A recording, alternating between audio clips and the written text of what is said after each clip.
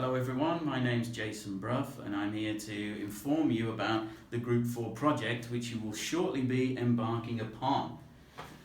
The project involves all Diploma Science students. It is not an invention of OFS or the Science Department, it is actually an IB requirement, which means all students participating in Diploma Science subjects need to go through or participate in a Group 4 project. Now, why does it exist? Well, the Group 4 project's purpose is to simulate real-world collaborative research and very much areas and perhaps an environment you might find yourselves working in the future. It is much rarer in modern times for a single person to have the expanse of knowledge necessary to work through a complete project from start to finish. So what's more likely to happen now is you'll be asked to collaborate in a research team. Now that team is very likely to be made up first, especially at the beginning of your career, with people you've never heard of, you've never met, from completely different cultures perhaps, with completely different perspectives and ways of doing things. Now, the way the IB would like us to try and simulate this is that the group you will be completing your project with will be chosen at random. So there is a very good chance there'll be one or more people within your group that you haven't met socially or maybe you don't know particularly well, and all of a sudden you're going to have to collaborate on a project, communicate with each other and make this thing happen. Okay? And that's kind of summed up in this sentence I've written in my notes: an examination of how well you function as part of a team. I think it's pretty self-explanatory why that's important in the first place. These are ATLs which you've been working on since some of you were in around grade 6. So the expectation is you should be quite adept at doing this, right? You should have the skills. So how does it work? Students from different disciplines are assigned random groups. So different discipline will be one of the science areas you work in. Now, if you have 2 science areas, you will be representing one of those areas only.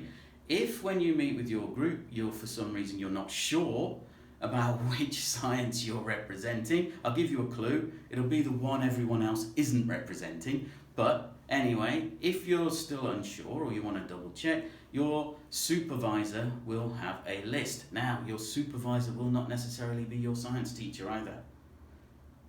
Are you still with me? Good. Now, moving on. How is it going to work? Well, you are given 2 days off timetable to complete a project on a theme that will be given to you. So in the first instance, what you need to do is you'll get that theme and you'll work out what your approach will be with the other people in your group. You will all take on particular roles, and how well you work together, fulfill those roles and create a final project will dictate how well you've done. So, talking about how well you do and what's in it for you, we move on to the last bit of part 1 of this introduction. What's in it for me? Personal growth, of course. Everyone wants to grow personally, and you'll get a warm, good feeling inside when you have worked with a group of possibly strangers and made a fantastic project together, something to be proud of. And if that's not enough for you, it will be assessed on your ATL skills of communication and collaboration. Your supervisor will be observing how you work together. They will be looking at the final quality of your project, and they will grade you according to ATL skills. Now, there won't be a science grade as such. There won't be a permanent record grade. This doesn't contribute to your diploma. And there's advantages in that, which I'll go through in a moment. So, it will give you some feedback and a grade on communication and collaboration. And this assessment will form the basis of the ATL comment on your semester 1 report card. So yes, there is something in it for you besides personal growth, and it is important because it will be reflected on your report. Now, like I said, this does not form a compartmentalized sort of grade, an aggregate grade for your IB diploma. As such, this project invites you to use your imagination. It invites you to take a risk in what you choose. Because there's no downside to not producing something of the best quality, you don't have to play it safe. You can open your mind, open your imagination, and between the 4 or 5 of you in your group, really go for something special. Okay? Make it a great experience for you without the pressure of having to achieve academic grades. Show your supervisor how well you can work as part of a team and communicate with others who maybe you've not worked with before.